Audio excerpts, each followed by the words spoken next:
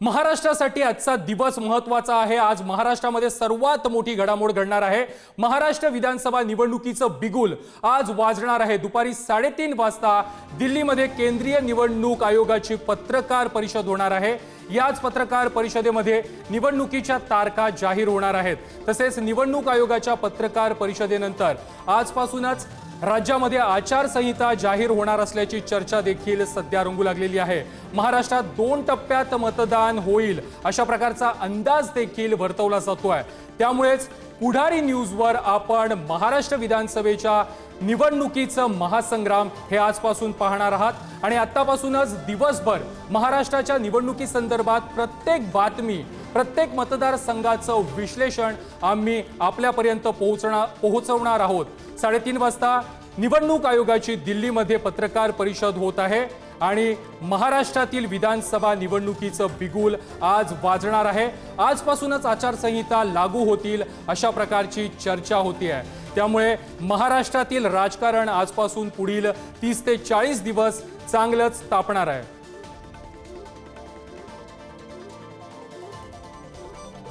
या संदर्भात बोलण्यासाठी आमचे दिल्लीचे प्रतिनिधी शिवाजी काळे आपल्या सोबत आहेत।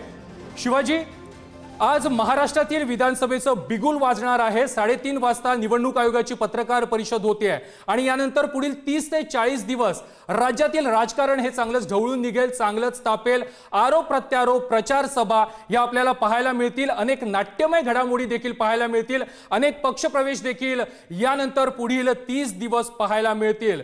कसं विश्लेषण करशील या सगळ्याचं?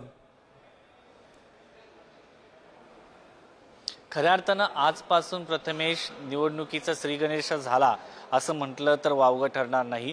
आणि सगळ्यात महत्त्वाचं म्हणजे जसं की आता पक्षांतर बंदीच्या कायद्याचा निकाल येणं अपेक्षित होतं, तो आलेला नाहीये आणि या 2 पक्षाचे 4 पक्ष झाल्याचं आपण पाहिलेलं आहे। या सगळ्या पार्श्वभूमीवरती ही निवडणूक होत आहे।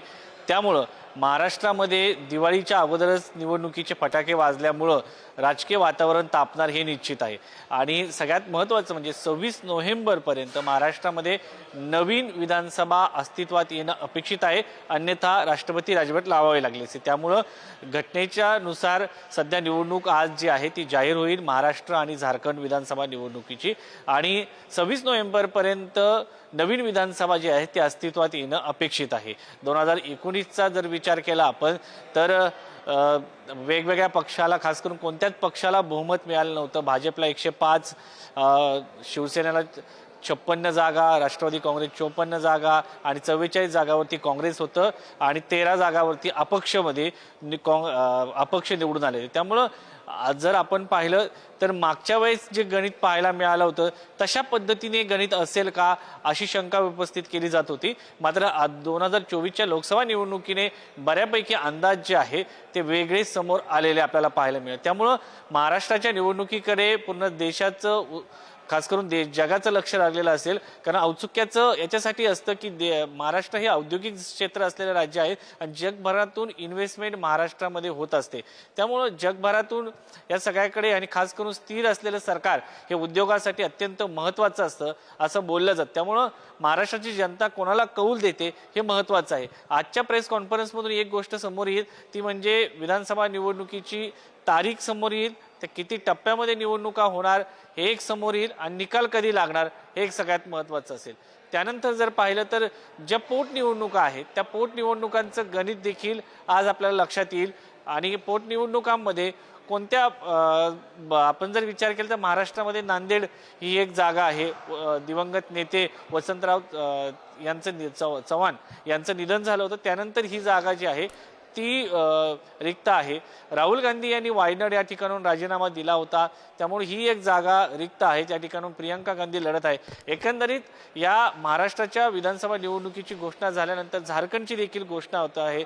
झारखंड मुक्ती मोर्चाचे इथं सरकार आहे काँग्रेस सोबत आणि सोरेन यांना ज्या पद्धतीने अटक झाली त्यानंतर ते बाहेर येत आहे, त्यामुळं झारखंड सोबत महाराष्ट्र अशी ही निवडणूक होणार आहे आणि या निवडणुकीमध्ये भाजपचा विश्वास पुन्हा एकदा दुणावलेला आपल्याला पाहिलेला आहे, द्विगुणित झालेला आहे. कारण हरियाणा विधानसभा निवडणुकीमध्ये त्यांना जे यश मिळालेलं आहे त्यामुळं भाजप पुन्हा एकदा कार्यकर्ता जो आहे तो चार्ज झालेला आहे, त्यामुळं भाजप देखील तितक्याच ताकदीने समोर जाईल.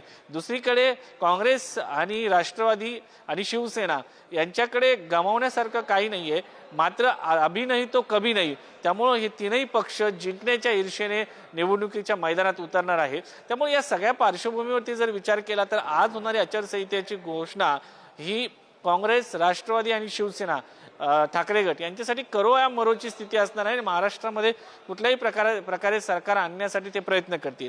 दुसरीकडे ज्या पद्धतीने एकनाथ शिंदे यांचा स्ट्राईक रेट आपल्याला लोकसभा निवडणुकीमध्ये पाहायला मिळालेला आहे तो अत्यंत महत्त्वाचा होता आणि त्यामध्ये त्यांनी मिळालेले यश हे अनेकांचे डोळे विस्पारणारं ठरलं होतं आणि शिंदे यांनी ज्या पद्धतीने कमबॅक केलं होतं त्यामुळं आगामी होणाऱ्या विधानसभा निवडणुकीमध्ये एकनाथ शिंदे यांचे किती आमदार निवडून येतात, त्यानंतर भाजपचे किती निवडून येतात आणि अजित पवारांची पुन्हा एकदा त्यांचा मतदार लोकसभेला साथ दिली नाही तरी विधानसभेला साथ देतो का, ह्याची देखील उत्सुकता जनतेकडे असणार आहे. सगळ्यात महत्त्वाचं वोट ट्रान्सफर होतं का हा देखील एक महत्त्वाचा मुद्दा असणार आहे. कारण राष्ट्रवादी काँग्रेस पक्षाचे अजित पवार यांच्या पक्षाला भाजप आणि शिवसेनेच्या विचाराचे मतं मिळतात का हा देखील एक महत्त्वाचा मुद्दा असणार आहे. एकंदरीत पाहिलं तर राज्याची मतं ट्रान्सफर होतात का, मग ती महाविकास आघाडीमध्ये असो की महायुतीमध्ये, हे पाहणं महत्त्वाचं ठरणार आहे. यानंतर आपल्याबरोबर चेतन सावंत मुंबईतून आमचे प्रतिनिधी आहेत. चेतन, मुंबई ही विधानसभा निवडणुकीसाठी महत्त्वाची आहे कारण 36 जागा मुंबईत येतात. त्याचबरोबर या ठिकाणचा असणारा संमिश्र मतदार, मग तो मराठी असो, गुजराती असो, बिहारी असो किंवा उत्तर भारतीय असो, या संदर्भात सगळ्यांचं लक्ष या मतदारांवर असणार आहे आणि त्याचमुळे या निवडणुकांच्या तारखा या दिवाळी आणि छठपूजा या झाल्यानंतर जाहीर होतील. म्हणजे जवळपास 10 नोव्हेंबर नंतर मतदानाच्या तारखा असतील. याकडे कसं बघायचं आणि मुंबईतील राजकारण आतापासून जे तापत जाणार आहे त्याकडे कसं बघायचं? खरं तर आज पत्रकार परिषद होत आहे 3:30 वाजता आणि त्यानंतर आचारसंहिता देखील लागू होईल. महाराष्ट्रात आता विधानसभा निवडणुकीचं बिगुल वाजलं, खऱ्या अर्थाने वाजलेलं आपल्याला पाहायला मिळत आहे. मुंबईचा विचार केला तर मुंबईच्या ज्या 36 जागा आहे या जागेसंदर्भात खरं तर महाविकास आघाडी विरुद्ध महायुती असाच थेट सामना आपल्याला पाहायला मिळणार आहे. मात्र आपण जर निकालाचा विचार केला तर यापूर्वी लोकसभेला याच निकालामध्ये महाविकास आघाडी ही कुठेतरी पुढे होती. म्हणजेच लोकांचा जो मतदानाचा कौल होता तो महाविकास आघाडीच्या बाजूने होता. मात्र लोकसभा आणि विधानसभा या निवडणुकीमध्ये खूप असा फरक असतो. एका लोकसभेमध्ये 6 विधानसभा क्षेत्र येतात. त्यामुळे खरं तर लोकसभेच्या निकालाचा आणि विधानसभेच्या निकालामध्ये यामुळे फरक आपण जाणवू शकतो किंवा फरक आपल्याला दिसू शकतो. मात्र आपण जर आज या विधानसभेचा विचार केला तर येणारे सण म्हणजे गणपती असेल, नवरात्र उत्सव असेल, छठपूजा असेल किंवा दिवाळी असेल, या सणांनंतरच निवडणुका आतापर्यंत लागलेल्या आहेत. आपण 2014ची बघितली असेल किंवा 2019ची निवडणूक बघितली असेल तर ह्या निवडणुका 10 ते 12 ऑक्टोबर नंतरच्या कालावधीच लागलेल्या आहेत. 2 टप्पे असतील किंवा 3 टप्प्यात महाराष्ट्राच्या निवडणुका होतात. त्यातील शेवटचा टप्पा हा मुंबईत असतो आणि मुंबईच्या निवडणुका या विधानसभेच्या निवडणुकीमध्ये जे यश असतं या यशावरूनच महानगरपालिकेला कोणाचा कौल असेल हे देखील सिद्ध होतं. कारण का यापूर्वी देखील आपण पाहिलं असेल तर जेवढ्या अधिक मताधिकांनी ठाकरेंच्या शिवसेनेचे असतील किंवा भाजपचे आमदार निवडून येत होते तेवढ्याच मताधिक्यांनी महानगरपालिकेत देखील त्यांचे नगरसेवक निवडून येत होते. त्यामुळे विधानसभा निवडणूक ही एका अर्थी महानगरपालिकेकडे पण देखील पाहिलं जातं. या निवडणुकीचा निकाल कसा असेल, विधानसभा निवडणुकीबरोबरच महापालिका निवडणूक त्यानंतर येणार आहे आणि त्या दृष्टीनं मुंबईतील सर्व पक्ष आपल्या लक्ष केंद्रित केलेलं आहे मुंबईवरती. मुंबईमध्ये 36 जागा आहेत. त्याचबरोबर कोकण देखील तितकाच महत्त्वाचा आहे. कोकणातून आमचे प्रतिनिधी उमेश बुचडे आपल्यासोबत आहेत. उमेश, कोकणात शिंदेची शिवसेना असो किंवा ठाकरेंची शिवसेना या दोन्ही पक्षांची ताकद जास्त आहे. रत्नागिरी आणि रायगडमध्ये या दोन्ही पक्षांची ताकद जास्त आहे. तर तिकडे सिंधुदुर्गमध्ये राणेंच्या माध्यमातून भाजप आपलं पाय रोवू पाहते, भाजप आपली ताकद वाढवू पाहते. या तिन्ही जिल्ह्यांचं विश्लेषण कसं करशील? या ठिकाणच्या ज्या लढती असणार आहेत त्या कशा प्रकारे रंगतदार होऊ शकतात?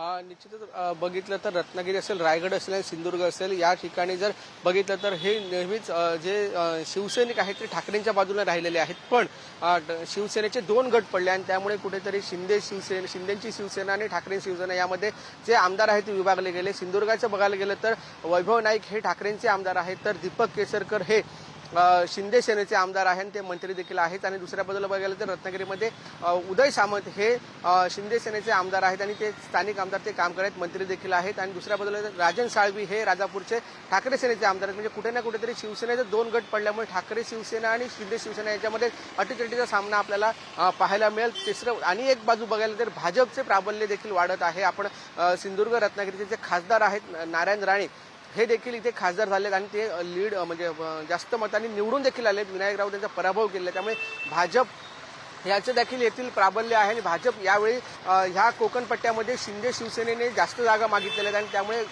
ह्या जागा आपल्याला सुटाव्यात असं शिंदे शिवसेनेचं म्हणणं आहे. पण भाजपने देखील आपले आमदार इथे आपलं अस्तित्व आहे, त्यामुळे आपल्याला ते आमदार मिळावेत असं एक सांगितलेलं आहे. त्यामुळे कुठे ना कुठेतरी कुडाळची जी सीट आहे, कुडाळ मालवणची सीट आहे, ती शिंदे शिवसेनेने दावा केलेला आहे. तशाच पद्धतीने जर समजा सावंतवाडीत बघितलं तर सावंतवाडीत भाजपने दावा केलेला आहे आपल्याला सीट मिळावी. तशाच पद्धतीने जर रत्नागिरीत बघितलं तर रत्नागिरीत देखील उदय सामंत यांच्या विरोधात जे भाजप आहे त्यांनी देखील मागणी केलेली आहे. आणि तशाच पद्धतीने